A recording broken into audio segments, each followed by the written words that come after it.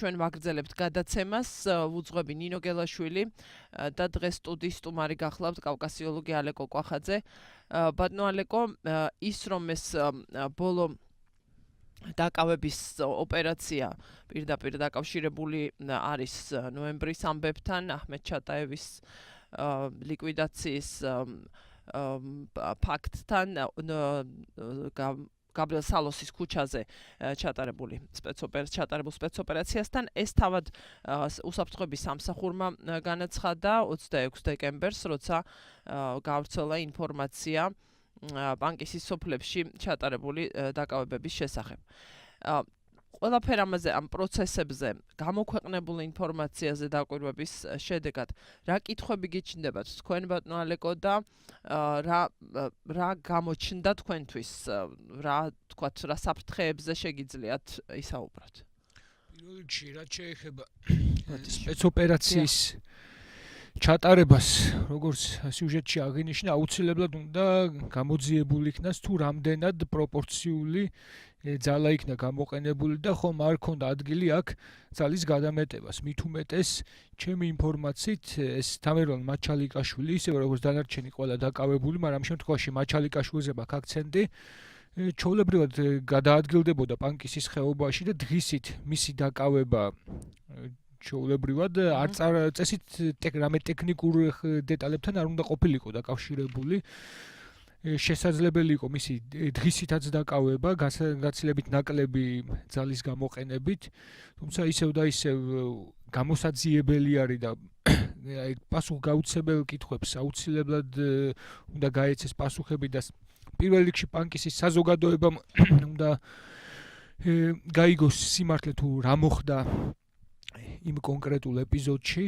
დანარჩენ დაკავებულებს რაც შეეხება რაც ინფორმაცია მაქვს აქედან ერთ ადამიანს სავარაუდოდ ედავებიან ბინის გაქირავებას, იმიტომ რომ ის ფლობდა ბინის გასაღებს, თუმცა ეს ადამიანი, ასე ვთქვათ, არალეგალურ გადაყვანაში ადამიანების ნაკლებად სავარაუდოა რომ ყოფილიყო ჩართული, იმიტომ რომ მას ის იყო ხელოსანი და მუშაობდა თბილისში, ძირითადად მათ შორის სახელმწიფო უწყებების სარემონტო სამუშაოებს ატარებდა, ხოლო მეორე პირს, რომელსაც ედავებიან, ჰქონდა სამუდამო დეპორტაცია თურქეთიდან და იმის მონაწილეობაც, ასე ვთქვათ, თურქეთიდან გადმოყვანაში გამოირიცხება. ეხლა რას შესაძლოა სხვა სახის დახმარებას ედავებიან, თუმცა ჯერჯერობით აი მწირი დეტალები არ გვაძლევს იმის საშუალებას, რომ უფრო ცუდად ვილაპარაკოთ ამ საქმესთან დაკავშირებით.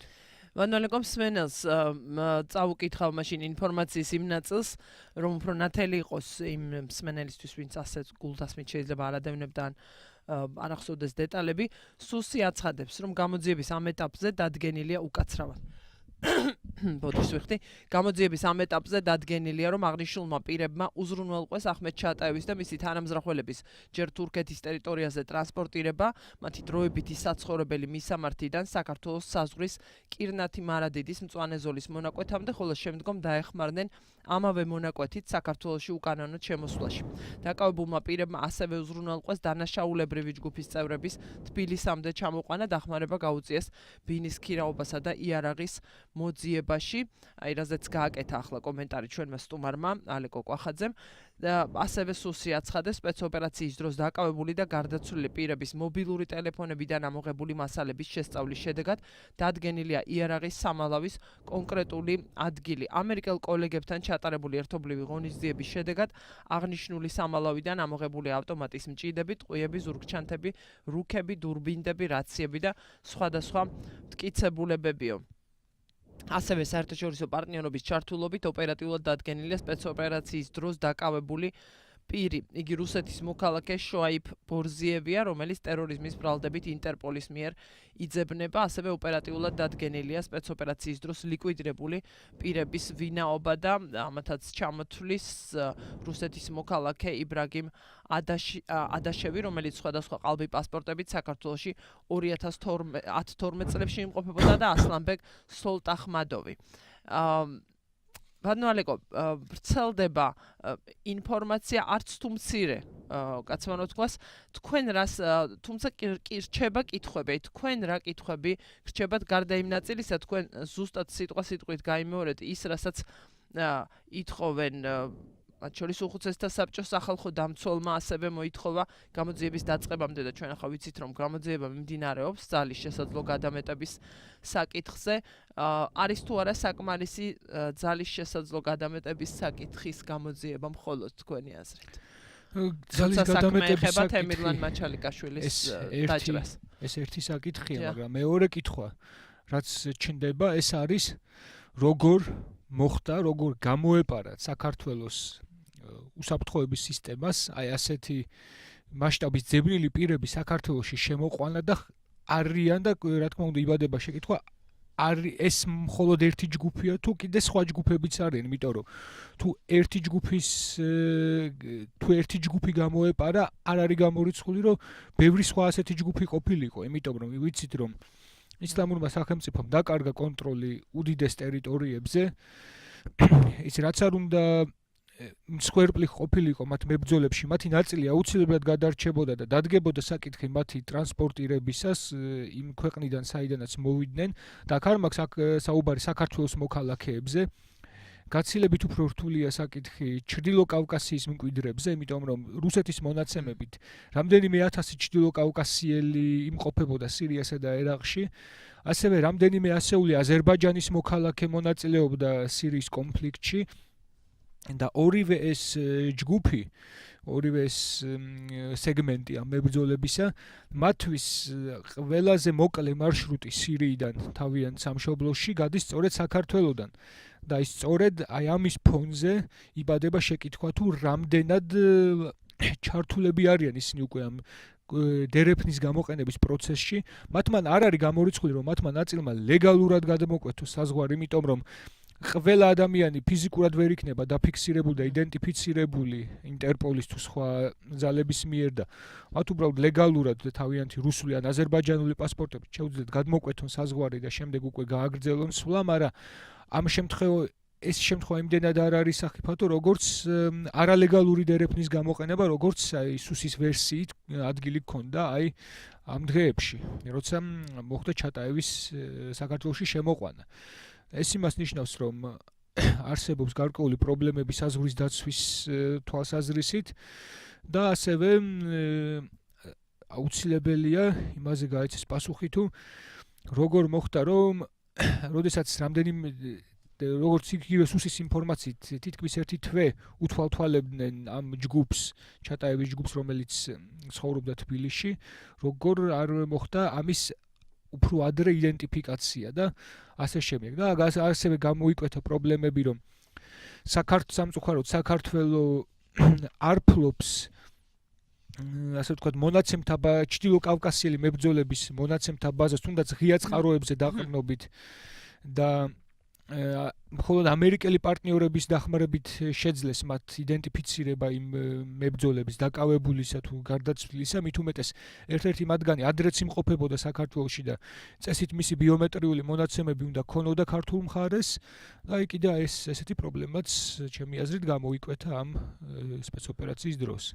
მართალი ბრძანდებით არაერთხელ იყო ნახსენები ის რომ ნოემბრის ესე ვთქვათ სპეცოპერაციაც და ეს ბანკში ახლა დაკავებებით და ესე ვთქვათ ინფორმაციის მოძიება შემდეგ გამოძიების პროცესში საქართველოს ჰქონდა დახმარება თავისი პარტნიორებისა, კონკრეტულად დასახელდა შეერთებული შტატები. თქვენ ბრძანეთ რომ გამოდის რომ რაღაც ინფორმაციას არ ფლობდაო. ანუ ეს სისტემა ტერორიზმთან ბრძოლის სისტემა საერთაშორისო არ მოიაზრებს თქვათ პარტნიორებს შორის ინფორმაციის გაცვლას. არა იმ დროს როცა დააკავებენ ვინმეს ან რაღაც ასეთი განსაკუთრებული შემთხვევა მოხდება ან ლიკვიდაცია. არამედ პროცესში.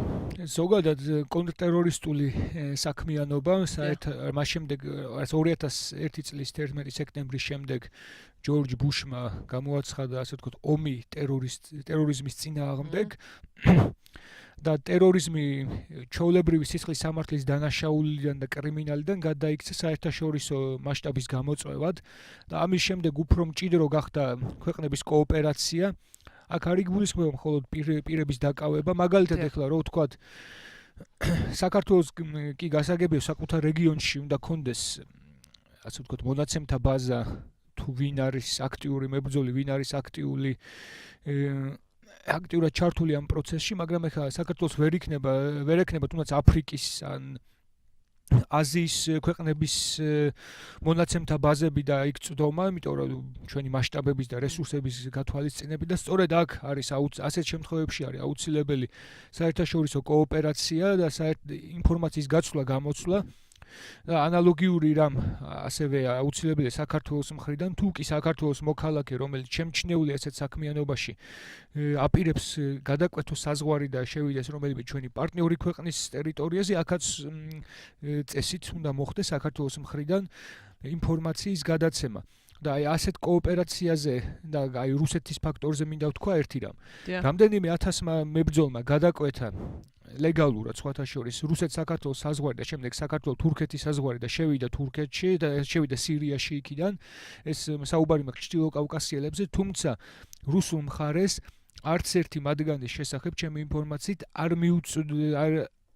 არ გადაუცია ინფორმაცია საქართველოსათვის და შესაბამისად ამ შემთხვევაში რომ ყოფილიყო ასეთი თანამშრომლობა, რა თქმა უნდა, უფრო ნაკლები რისკები იქნებოდა, მაგრამ როდესაც არ აქვს ინფორმაცია საქართველოს მხარეს თუ ვინ შემოდის და ვინ გადის, უცხო ქვეყნის მოქალაქეებზე მაქვს საუბარი, აი ამ შემთხვევაში კიდევ უფრო რთულდება ამოცანა და აი თუნდაც ჩვენი რეგიონის ფარგლებში საქართველოს აი არსებობს ძალიან ბევრი ღია წყარო, იგივე მებრძოლების მიერ გამოქვეყნებული ვიდეოები, სადაც მათი ფორუმები, სადაც ხდება ასე ვთქვათ კომენტარებში ბევრი საინტერესო ინფორმაცია შეიძლება იქნას დაწერილი. ასევე ნახევრად ღია მათი სოციალური მედია, WhatsApp-ის თუ სხვა ჯგუფებიდან, აი ამ ინფორმაციის გამოყენებით ღია წყაროების შესაძლებელია რაღაცა თუნდაც 50%-ით მაინც სურათის შექმნა თუ ვინ არის ჩრდილო კავკასიაში ამ მებრძოლებთან დაკავშირებით და ვინ წარმოადგენს საფრთხეს და ვინ არ წარმოადგენს.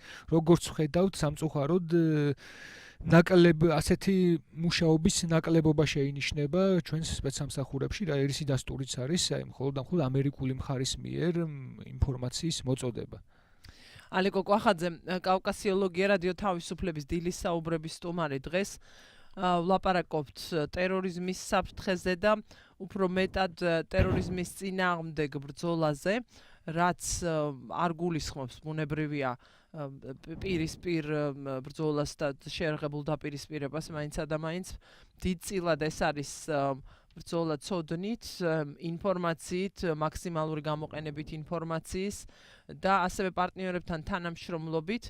ვიცი რომ ჩვენს მსმენელს აინტერესებს ყველაზე მეტად ალბათ საფრთხეები, მეტი რის წინაშე შეიძლება იდგას საქართველოს, ამაზე ჩვენ აუცილებლად ვილაპარაკებთ დღეს. შეგახსენებთ ჩვენი საეთერო ნომერია 2988327. არ ვიცი დღეს თუ იმედია კიდევ თუ არ გვიმუხთლებს ტელეფონი, სატელეფონო კავშირი მუშაობს ხომ?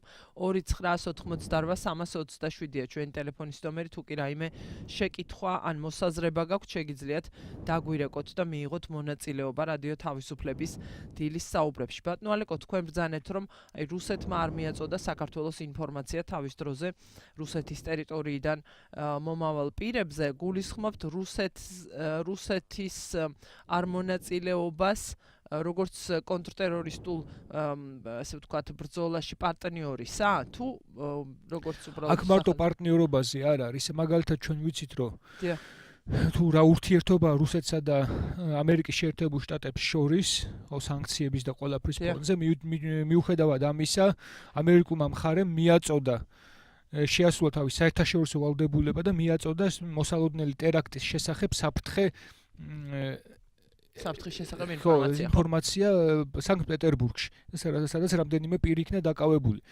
ეხლა არა როდესაც ჩვენ მოვისმინეთ რომ ლავროვმა და სხვა რუსეთის ხელისუფლების წარმომადგენელმა არაერთხელ დაადანაშაულა საქართველოს ტერორიზმის მომზადებაში, ტერორისტებისთვის კორიდორის მინიჭებაში და ასე შემდეგ.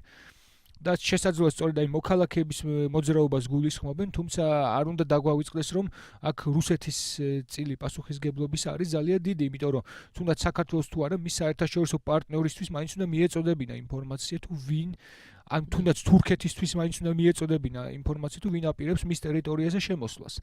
თუმცა რუსეთმა ამით ასე ვთქვათ ორი კურდღელი მოკლა. პირველი რომ საკუთარი ტერიტორიიდან გაიყვანა უმეტესი აჯანყებულებისა და ასე ვთქვათ მისცამა დერეფანი, მათ შორის ძებნილი პირების საზღვრის გადაკვეთაზეც დახუჭეს თვალები, მათ შორის ფედერალური მასშტაბის ძებნილი პირების, მათ შორის ასე ვთქვათ პირობითი ვისაც ჰქონდა ისეთი პირებიც კი ისეთმა პირებმაც კი გადაკვეთეს საზღვარი და მეორე ასე ვთქვათ მიაბა ეს პირები საერთაშორისო ტერორიზმის კონტექსტზე, ისინი უკვე არა ადგილობრივ პრობლემა არის საერთაშორისო მასშტაბით, არამედ უკვე საერთაშორისო ტერორიზმის კონტექსტში ჩასვა ეს ადამიანები, რის გამოც უფრო გაუადვილდება მუშაობა ჩრდილო კავკასიის კონტროლის თვალსაზრისით და მათ შორის ის პირები, ვინც არ არის ტერორიზმში მხილებული და თუნდაც ოპოზიციურად განწყობილი პირების უფრო ასე ვთქვათ ჩახშობა უფრო გაუადვილდება ამ ყველაფრის თვალსაზრისით რუსეთს. კი, მას სხვა ინტერესი აქვს და ერთი არის ესეთიც გაისმა ბოლო ხანს ერთი ინტერესი რომელიც გამოცდილი აქვს საქართველოს ასე ვთქვათ რუსეთისგან რომ მას სწორედაც მისი ასე ვთქვათ სურვილია სწორედაც რომ მუდმივად საქართველოს წარმოაჩინოს რაღაც საფრთხის წყაროდ რუსეთისთვის და ამით რაღაც თავის მოქმედებების ლეგიტიმაცია მოახდინოს, არ ვიცი მომავალში რას გეგმავს, თუმცა კი ადრე ყოფილა ხომ ინციდენტები და აი ამ საფრთხეს რამდენად ხედავთ დღეს კიდევ რომ აი თქვენთან ტერორისტები არიან და ამიტომ მე შეიძლება რაღაცა ვთქვათ ინტერვენცია განმახორციელო. რა თქმა უნდა რუსეთის შემოქმედება აქვს სამხედრო სტრატეგია, რომელიც რამდენიმე წლის წინ მიღებული იქნა სახელმწიფო დუმაში, ერთ-ერთ თავის პუნქტში პირდაპირ თავს ნებას რუსეთის შეერაგებულ ძალებს რუსეთის საზღვრებს გარეთ გამოიყენონ ძალა იმ შემთხვევაში თუ თვლიან რომ რუსეთის მოქალაქეების ინტერესები ირღვევა. ეს მათ გამოიყენეს ყირიმში და იმ შემთხვევაში თუ რუსეთმა დაინახა რომ ძალიან ინტენსიური მოძრაობა არის მებრძოლებისა საქართველოს ტერიტორიაზე, მას ეს დოქტრინა უფრო მეტს აძლევს ხელს რომ უფრო აქტიურად ჩაერთოს საქართველოს შიდა პოლიტიკურ საქმეებში.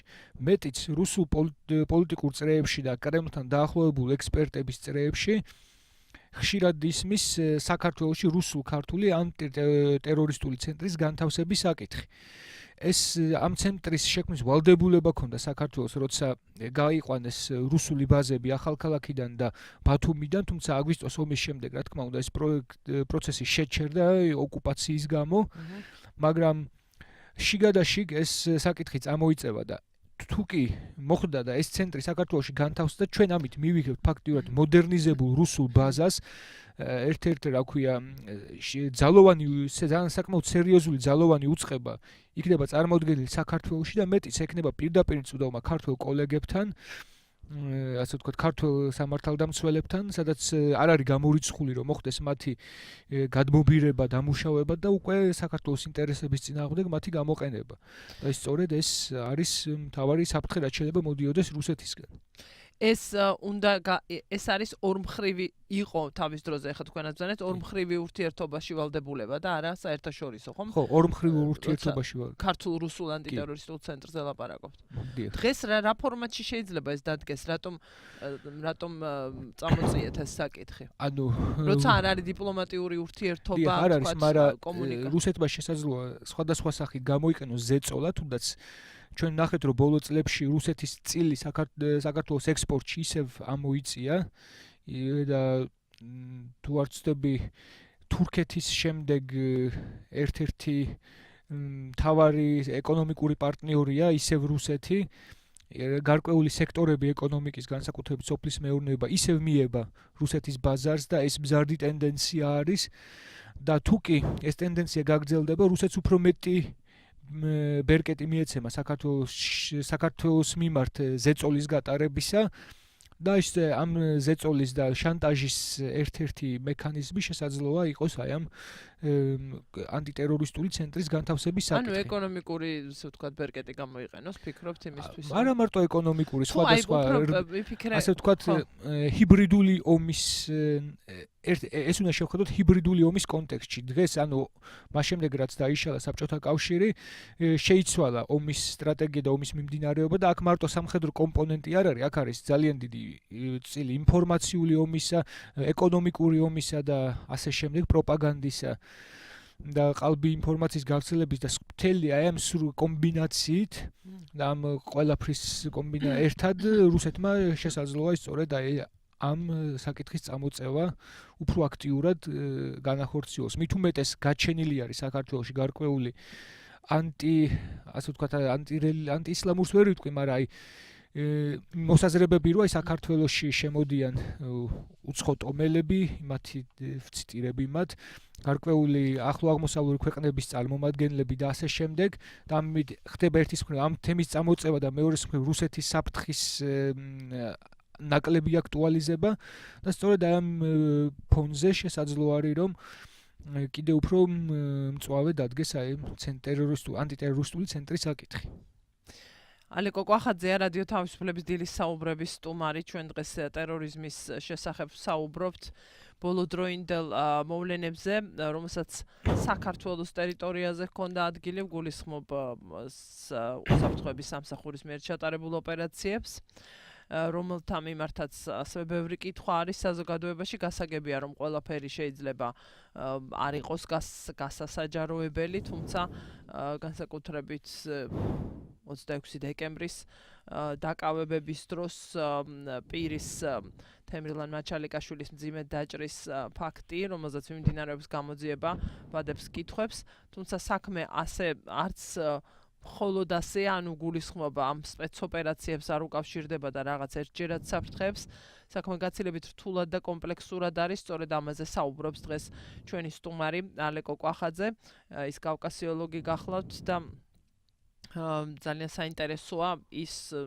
ესე ვთქვათ გზა, როგორც თქვენ ესე ვთქვათ კრებთ და ალაგებთ ამ ინფორმაციას.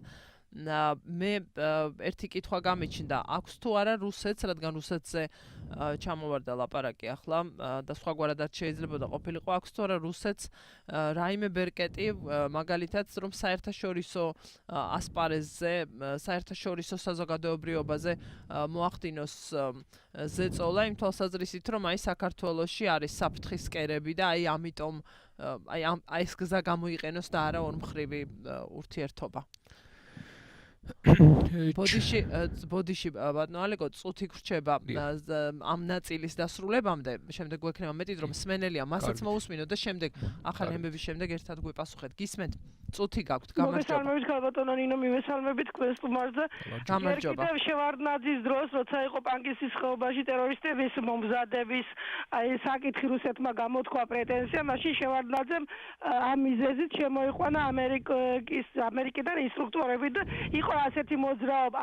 აი მე კითხვა მაქვს თქვენ სტუმართან, აი ამერიკელმა უკრაინელ გაღმელმა ძმებმა ამ საკითხის დაძლევაში რა წვლილი მიუძღვის და რა გააკეთა და ჩვენ ხედავთ ახლა რეალობაში რომ არც არაფერი არ გააკეთა და რამდენად სუსტია ჩვენი უშიშროება და საერთოდ ვერ მუშაობს. თუნდაც ის რომ ომის დროს სირიაში პანგისიდან ძალიან ბევრი ქართველი მოქალაქე მონაწილეობდა ასე შემდეგ დღევანდელი ამბები და იგივე სპეცოპერაცია პანგისში რაც ჩატარდა და როგორ ჩატარდა და თქვენ როგორ ფიქრობთ? აი მეორე კითხვა, საჭიროა თუ არა რუსეთთან აღდგეს ურთიერთობა იმ დონეზე რომ როგორც იტყვა აი სააბშია რომ იყოს თქვათ მოქმედებები და ერთობლივად ებრძოლონ თქვათ ტერორის თქვენ მიახსენეთ რომ ამერიკა რუსეთი ამ კუთხით თანამშრომლობს და ჩვენთან რა გახდა თუ წვიმა წამოვიდა რუსეთის ბრალია ვითომ დანარჩენი ვთქვათ პრობლემები არ არის და აი გუშინდელი სტუმარი ამ პოლიტიკის ცენტრიდან აფასებდა პოლიტიკას და ჩვენ სამეზობლო პოლიტიკა გვაქვს ძალიან დაბალ დონეზე, ნულის დონეზე. აი ევროკავშირში შევედით და ეს წარმატებაა 17 წლის, მაგრამ აი იგივე ახლო მეზობლებთან თუნდაც რუსეთი, თუნდაც სომხეთი, თუნდაც აზერბაიჯანი ამდენი ვიზიტი იყო და ამ მხრივ რა გააკეთა, აი თუნდაც დიპლომატიურ მოგორბს გასაგებია კითხვები. დიახ, მოგესალმებით ქალბატონო ნინო. გამარჯობა, გესალმებით და აი რა შეეხება ახლა ტერორისტებთან და ამასთან დამოკიდებულება ამ სპეცოპერაციასთან. არ შეიძლება რომ აი ამ სპეცოპერაციის დროს თუ არ შედის სამსახურების ინტერესებში ეს ჩატარონ არის ამის ტექნოლოგიები დღეს 21 საუკუნეა და არ არის პრობლემა და რომ აი კამერებით რომ გადაიღონ და დააფიქსირონ სპეცოპერაციის პროცესები და ეს იმიტომ არა წინასწარ რომ აჩვენონ ხალხს. შემდეგ აი სპეცსამსახურების ინტერესებში უნდა იყოს რომ იქ სინამდვილეში რა მოხდა, ხომარის გამოყენება უნდა და თუ არ უნდა და თავს გაიმართლებენ და ამას რატომ არ აკეთებენ ესეთი და მეორე თქვენს უმას აუცილებლად ვეთანხმებით რომ ეს რუსეთის ინტერესებში შედიოდა რა შეიძლება გაწოვას მეტი ტერორისტების იქით და მე აქეთაც შემოსვლისას საქართველოსთვის და სხვა ქვეყნებისთვის პრობლემების შექმნას მადლობთ. დიდი მადლობა ზარისთვის. 2988327-ია რადიო თავისუფლების საეთერო ნომერი. არ ვიცი, ბოლოდან დაიწყებთ თუ ბოლოდან უცებ გავცემ პასუხს დღე კი ვეთანხმები რომ არსებობს პორტატიული კამერები, რითაც შეიძლება სპეცოპერაციების გადაღება, თუმცა მეორეს მხრივ აქ არის საკითხი იმის ანუ ინფორმაციის გამჟღავნებისა, იმიტომ რომ სპეცსამსახურები ზოგადად ცდილობენ რომ თავიანთი მეთოდები ნაკლებად საჯარო გახდეს, რათა შემდეგ კრიმინალურმა დაჯგუფებებმა, ექსტრემისტულმა ორგანიზაციებმა ის არ შეითვისონ და უკვე საზიანოდ არ გამოიყენონ და ამიტომაც შეზღუდულად ხდება განსაკუთრებით სპეცოპერაციის მიმდინარეობების გაშუქება, მით უმეტეს ჩვენი სპეცდანიშნულების რაზმები გაწვრთნილი არის ძირითადად უცხოეთ, ანუ პირველი ნაკადი რო წამოვიდა უცხოეთში არის გაწვრთნილები, იგივე ისრაელის მხრიდან, თურქეთის მხრიდან, ნატოს ქვეყნების მხრიდან, შეერთებული შტატების მხრიდან და აქაც არსებობს გარკვეული ვალდებულება, რომ არ მოხდეს იმ მეთოდების გამჟღავნება და მისი, ასე ვთქვათ, არასწორ ხელში მოხვედრა.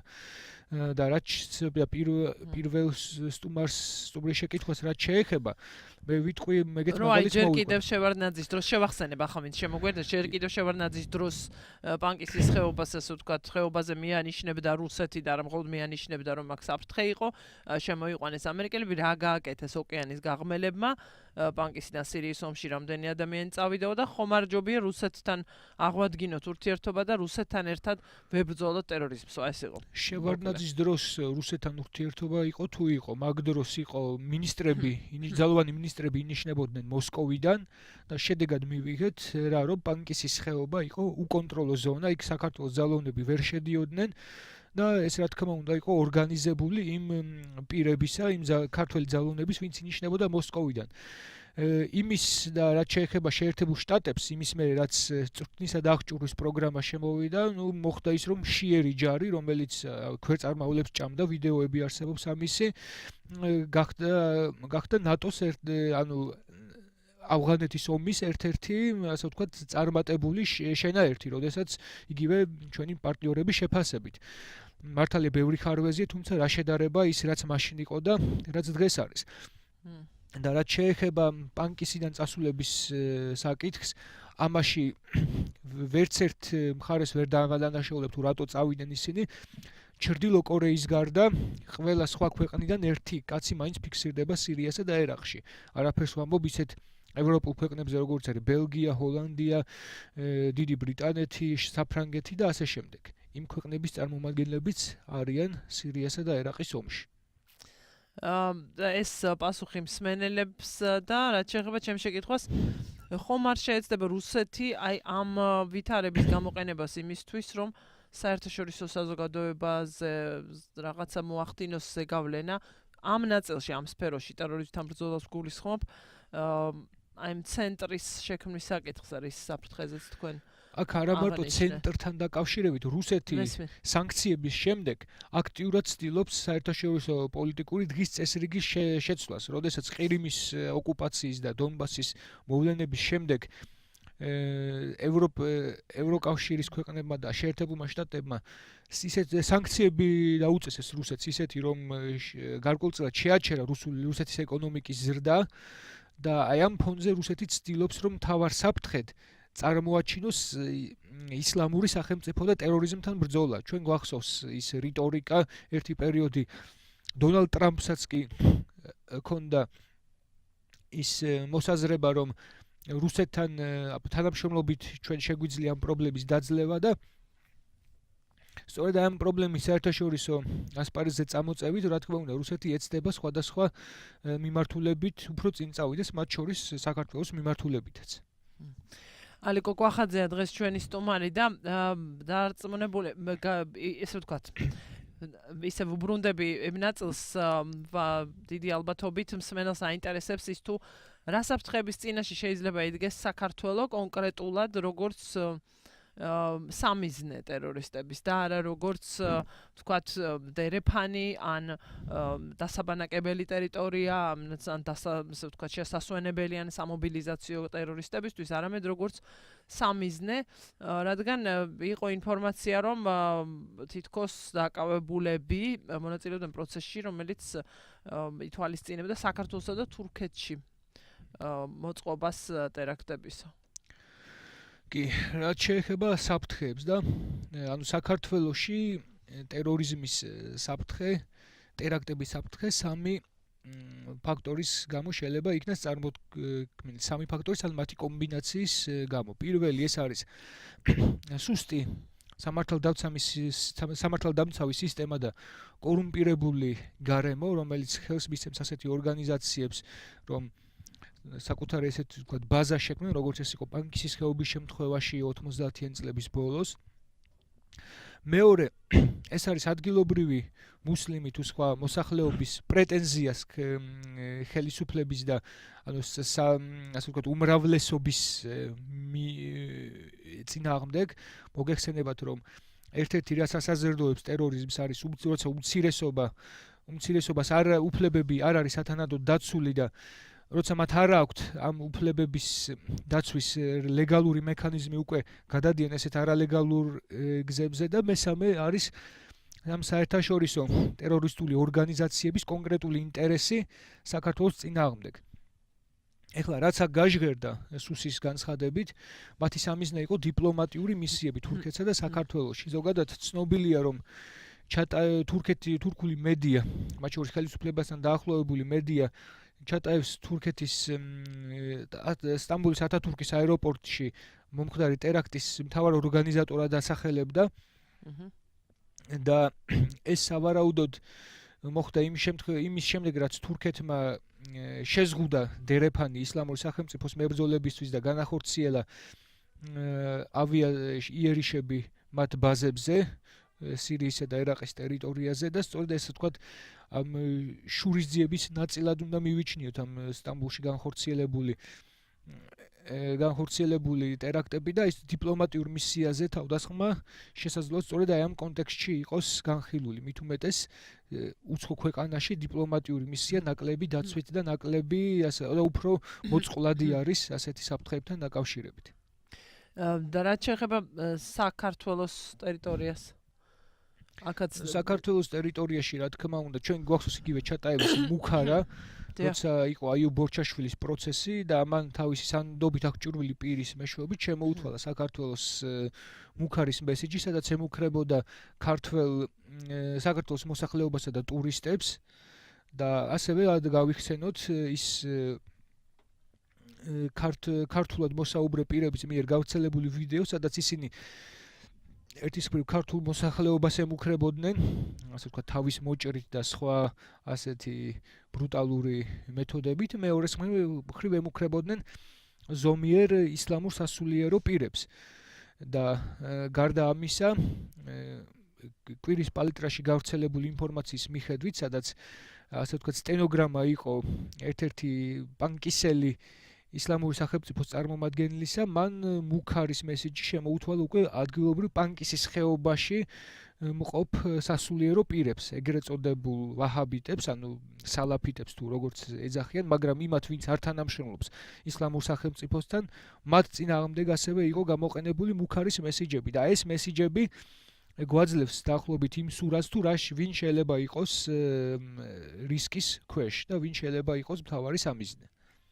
მინიმუმ ეს უკვე არის ხომ მუქარა უკვე ხდის იმ ადამიანს ტერორის სამიზნედ გულისხმობს შიშის დათესვის კუთხით რომ დაუცველობის გრძნობა უჩნდება და ასე შემდეგ. მსმენელი ყავს მეორე დრეკავს რომელიღაცა უგვანიშნებს მის რეჟისორს. მე ვარ ქალბატონო ნინო. აი პასუხი რომ მოვისმინე ცოტა არ იყო რელევანტური, იმიტომ რომ მე ვამბობდი აი რუსეთთან თანამშრომლობის შესახებ. თქვენ ხო ძალიან სტუმარმა რომ არ გვაცნობა რუსეთმა ტერორისტების მოძრაობაზე. ეს ერთი და მეორე აი ტერორისტებთან თანამშრომლობა რამდენად მისაღებია და ხომ არ იყო აი დღევანდელი ვთქვათ დეკემბრის მოვლენები, იმის ლოგიკური გაგრძელება, რომ ნაციონალები თანამშრომლობდა ტერორისტებთან და საერთოდ საერთაშორისო პრაქტიკა თუ არცევს, რომ ქვეყნები თანამშრომლობდნენ ტერორისტებთან და ეს კანონი თუ იჯება ზოგადად. გმადლობ ზარის. და ეხება მე აჭარისდამრე ქალბატონინოს მეხსენება და აქ ცნობილი მოვლენები რომ მოხდა ზაფხულში არსებობს ორგანიზაცია რუხი ბლები, რომელიც არის ოფიციალურად არ ვიცი ახლა იგი დარეგისტრირებული თუ არის, მაგრამ არსებობს უშიშროების სამსახურებთან ერთად რუხი ბლები, რომლებიც არიან ტერორისტული ორგანიზაციები და ალბათ ის მოვლენები ყველას კარგად გახსოვს და ამ კუთხით რა გვიმასუხებთ. გმადლობთ. გოდეში რომ შეგატყვით.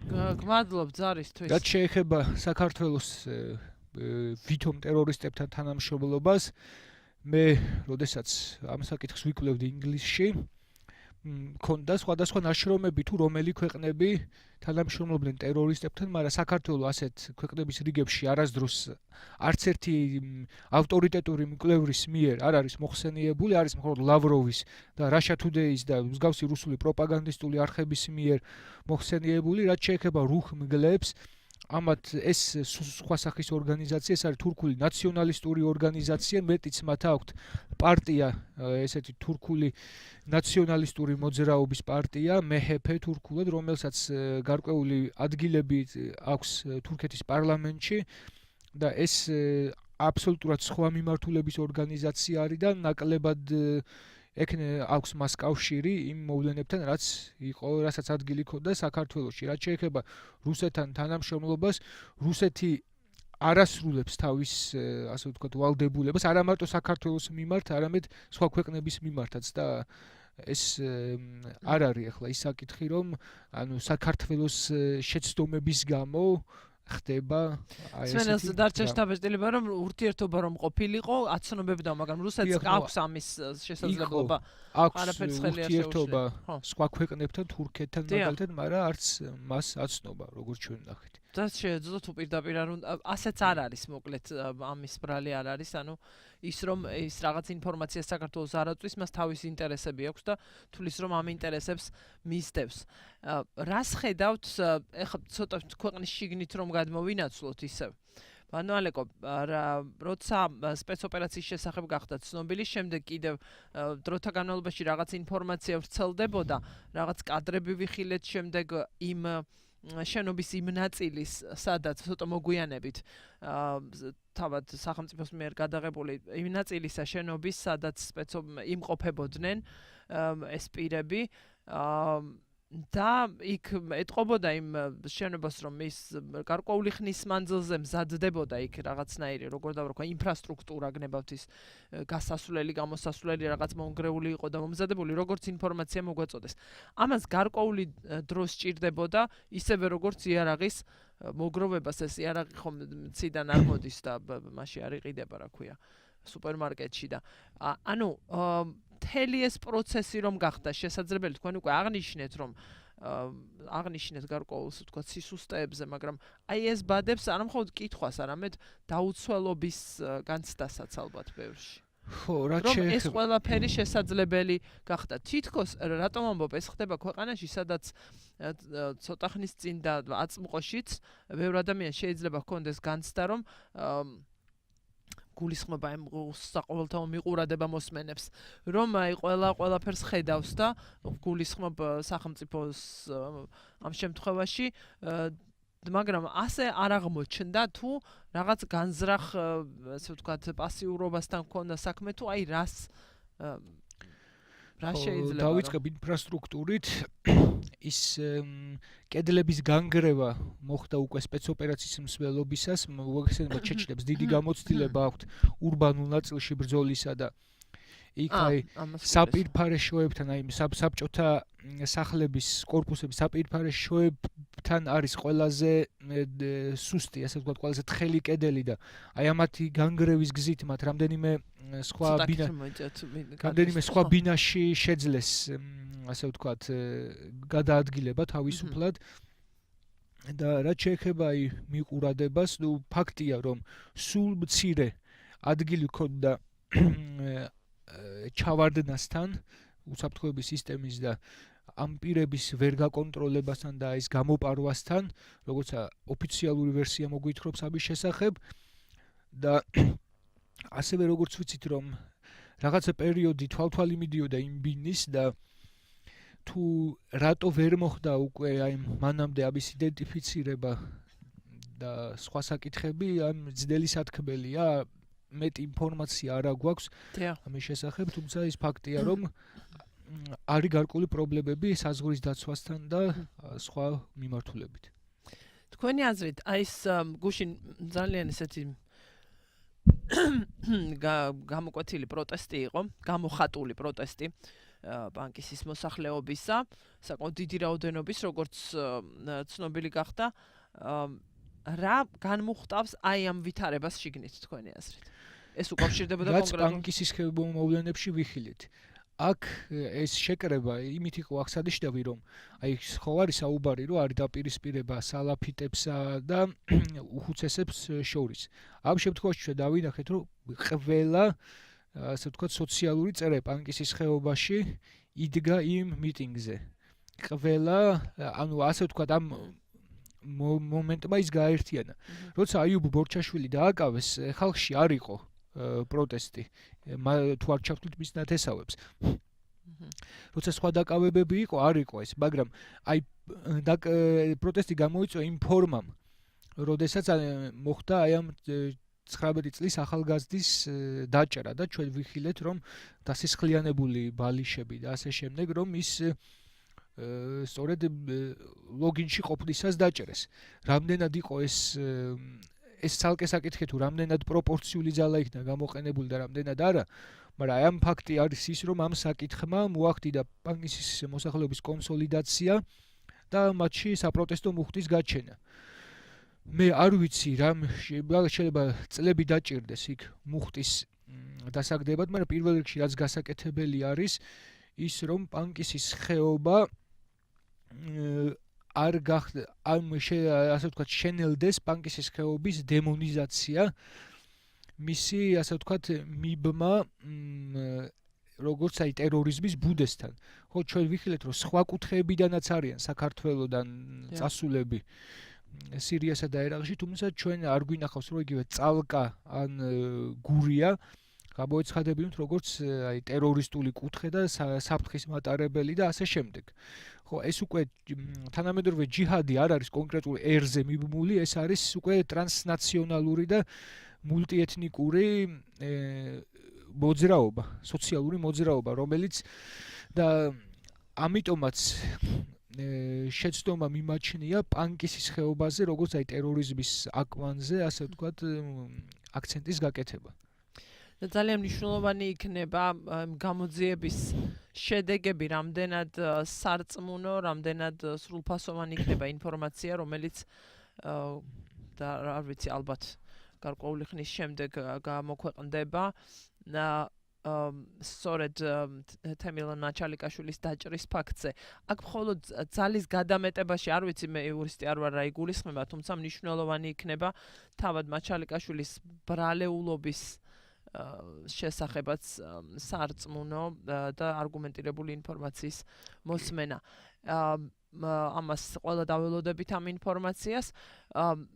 სულ მაქვს შეკითხვა, როცა ასეთი ვითარება იქნება, რაიმე მნიშვნელობა თუ აქვს, ბატონო ალეკო, მოქალაქეების, მოსახლეობის, არა მხოლოდ საქართველოს მოქალაქეების გარკვეულ გათვითცნობიერებულობას, რაღაცა ცოდნას, განათლებას ამ კუთხით, რომ საფრთხის ამოცნობის თვალსაზრისით, არ ვიცი, მიფიქრია, მე არ წარმომიდგენია, აგერ თურქეთი, რომელიც გაცილებით ძლიერი სახელმწიფოა საქართველოზე, ის ვერ მისდევს, ესე ვთქვა, დროულად და რამდენი ვთქვათ ტერორისტული აქტის მოწმე გავხდით, ხომ ბოლო ხანს. რაიმე მნიშვნელობა თუ აქვს აი ამ კუთხით განათლებას მოქალაქეების. ერთი მხრივ არ შეიძლება ის მუდმივ შიშში ამყოფო და რაღაც რეჟიმში, მაგრამ რაღაცა ცოდნები თუ არსებობს, თუ ეს რაღაც იდეალისტური ზოგადად ეხლა რა ხდება? წარმოდგენა. ასეთი რამ უმაღლეს დონეზე აქვს ისრაელს, სადაც სამოქალაქო თავდაცვა არის ძალიან განვითარებული და მოქალაქემ უკვე ინსტრუქციის დონეზე იცის სკოლიდან მოყოლებული თუ რა ტერაქტის თუ ამ სარაკეტო თავდასხმების დროს სად უნდა შევიდეს, როგორ უნდა მოიქცეს და ასე შემდეგ. თუმცა ისრაელი არ უნდა დაგვაუწყდეს, რომ ისრაელი იყო ინტიფადების დროს და თუნდაც დღეს ან თუნდაც გაცილებით უფრო ადრე, უფრო მწვავე დიდ საკითხი ამ ტერორისტული თავდასხმების რისკის ქვეშ. საქართველოს ჯერჯერობით და იმედი გვაქვს, რომ ესე ასე დარჩება, არ არის ასე ვთქვათ ტერორისტების ერთ-ერთი უმთავრესი სამიზნე. მართალია რისკს ვერანაირ შემთხვევაში ვერ გამოვრიცხავთ, თუმცა ასეთი საფრთხე არ არის.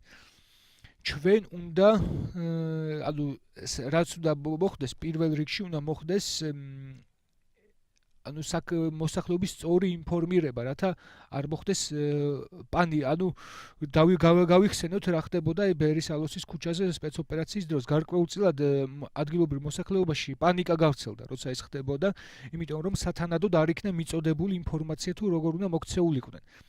ამიტომაც შესამუშავებელი არის ის საინფორმაციო პოლიტიკა თუ რა უნდა მოხდეს ამ ტერორისტული აქტების შემთხვევაში, მით უმეტეს რომ უნდა ვიცოდეთ, რომ ტერორისტული აქტი და ტერორიზმი ეს არ არის მხოლოდ კონკრეტული ადამიანის განადგურება.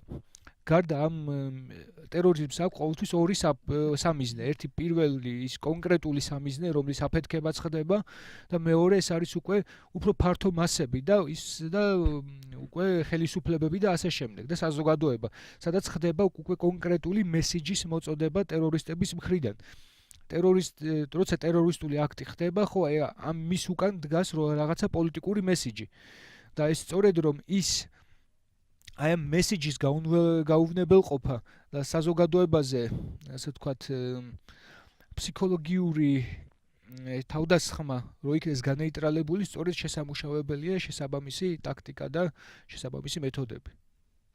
დიახ, ეს ძალიან მნიშვნელოვანი იქნება, როცა ამ ტაქტიკაზე ლაპარაკობთ, გულისხმობთ, მე ისევ ვიქმევჯარ, მოიაზრებთ, თქვათ, განათლების სისტემას. ეხლა იმასაკობრივ ჯგუფსაც თუ არ თulit რომ ჯერ ასეა საქმე და ეს საჭიროება დგას საქართველოში. იცით როგორ არის, ერთი არის რომ განეიტრალება იმისა, თქვათ შიშის მაგალითად და მეორე ალბათ მცდარი განწყობების, რომელიც მოსახლეობას თქვენაზეც ბრძანეთ, შეიძლება შეექმნას გარკვეული ჯგუფების რელიგიური იქნება ეს თუ ეთნიკურის მიმართ. რა თქმა უნდა. დრო კი აღარ დაგვრჩათ წამი. უფრო მეტი კონტაქტი არის საჭირო საქართველოს ეთნიკურ უმცირესობებსა და დანარჩენ საზოგადოებას შორის, იმიტომ რომ უმეტესობა ძალიან დიდი ნაწილი ქართული საზოგადოებისა ისე არის გაზრდილი, რომ ფიზიკურად არ ქონია შეხება ამ ხალხთან, უფრო მეტი კონტაქტი, უფრო მეტი მიმოსვლა არის საჭირო, რათა მოხდეს უფრო, ასე ვთქვათ, მეტი ინფორმაციის მოპოვება ერთმანეთის შესახებ. ალეკო კვახაძე, კავკასიოლოგი იყო ჩვენი სტუმარი, ძალიან დიდი მადლობა.